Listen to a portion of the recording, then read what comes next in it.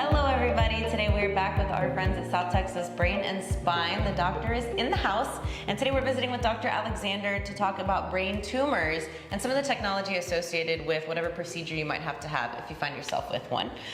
So we've got a few little models in front of us. First and foremost, what are some of the most common brain tumors that you see, or the variety that we could get? The most common brain tumors are typically metastatic, meaning spread from somewhere else. So smoking, lung cancer, colon cancer, they spread to the bloodstream, to your brain, so they're very common. The most common brain tumor that's a primary brain tumor is usually a meningioma or a glioma. So meningiomas are benign tumors. They go from the covering the brain, pushing into the brain.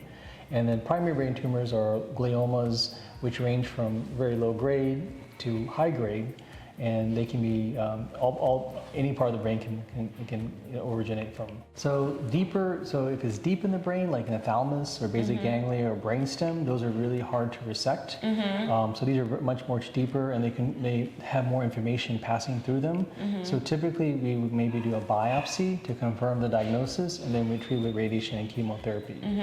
Sometimes you can resect it depending on where it is anatomically, but it depends on risk and benefits and longevity and all those things. We take that incorporation. Okay, yeah, a lot of things to consider when it comes to that. And again, no two diagnoses are the same.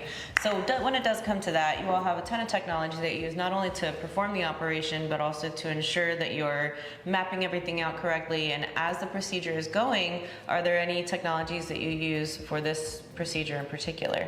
So in this one, most times we get an MRI or a CAT scan the day before, and the patient gets stickers put on their head, or we can actually laser touch their face. And we have a probe during surgery, so we can map out where the tumor is, and then we can go right on top of the tumor and take it out. So it makes surgery more safer, more efficacious, faster, all those fun things. Wow. So basically, this is an example where everyone thinks, when you take out a piece of the skull, you put a metal plate. No, we don't do it anymore. We usually put the same skull back on and attach it with some titanium plates. So that's how we let that heal up. Okay. So surgery typically takes 2.5 to 3 hours, depending on location and how big the tumor is. And we remove the tumor as safe as possible, and then we replace that part of the skull, and that's it. Wow. Incredible. And the brain is a pretty fascinating organ. So I know in the past you all have mentioned that you can have a pretty significant brain tumor and just have no signs or symptoms because we don't have feeling in our brain. Is that right? Correct. Okay. So a slow-growing tumor, maybe it's been there for a long time, and your brain accommodates it. So your brain is very soft, like a sponge.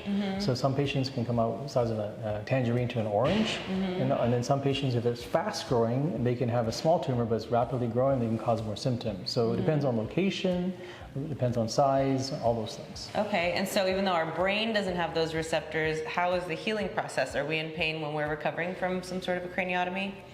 Sometimes patients have pain, but typically the brain itself, it doesn't. The skin, the bone has some sensory fibers, but on the grand scheme of things, it's not as painful as other surgeries. So most patients do relatively well from it. Very interesting. Okay, well, we're learning something new every time we come visit, which I truly appreciate. And I know my family and friends that watch from home are like, oh my gosh, Dr. Alexander had something really helpful to share. So we hope you love it too. If you find yourself in need of any of these services, we do know and trust our friends here at South Texas Brain and Spine. They've offered us so much valuable information. So if you need help, you know where to go. Don't forget to mention Coastal Living sent you.